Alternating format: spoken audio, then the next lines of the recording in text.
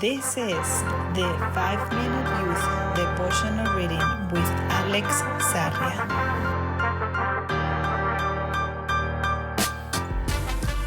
April 6th. Indicators. James 3:17 says, "But the wisdom that comes from heaven is first of all pure. Then it gives peace. It is gentle and willing to obey. It is full of loving kindness and of doing good.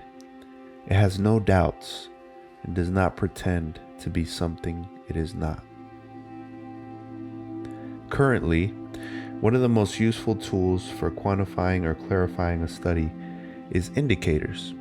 As their name implies, they tell us that if we intend to evaluate is within measure of what is desired or not.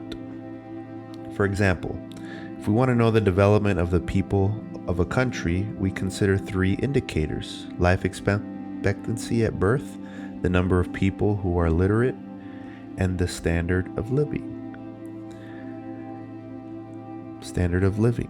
James, after teaching us what false wisdom is like, stops to show us 7 indicators that allow us to know the wisdom from above, from God.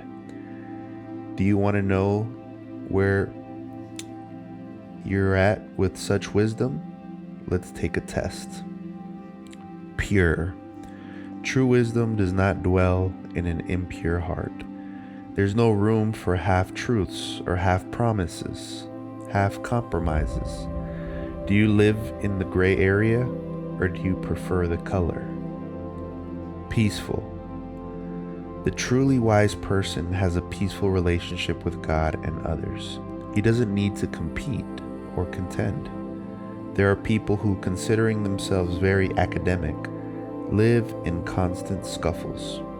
Do you need to debate and confront because you're right, or do you prefer to create positive atmosphere? Gentle. There are many people who abuse when they are right, but divine wisdom is forgiving. Reason doesn't give you the right to be dismissive of anyone. Are you affectionate even if you know you're right? 4. Willing to obey. God's wisdom not only enjoys the good, but makes it happen with meekness. With everything you're earned in life, do you employ it to help others and improve their lives? 5. Full of loving kindness and of doing good. James doesn't talk about a little bit of empathy, of working for an NGO on weekends. He talks about always being charitable and loving. Do you care about others in every moment of your life? Do you turn concerns into solutions? Number 6, no doubts. Some think that being an intellectual is being a slave of doubt. To be God, however, is to live in truth. And truth generates certainties. Of course, sometimes you reflect, but are you clear? And number 7, no hypocrisy. There is no pretense in true wisdom. There are people who do not hesitate to take credit without merit. Are you who you are, or do you keep an image? I think there's a lot to think about. I'll leave you to find it, and whatever the outcome, may you go for the better.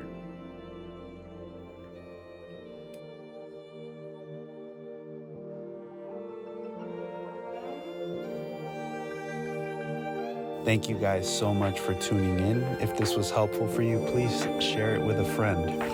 And if you haven't already, please subscribe.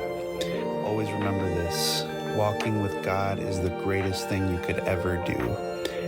You are His priority. Make Him yours, and you will always live out your purpose. God bless.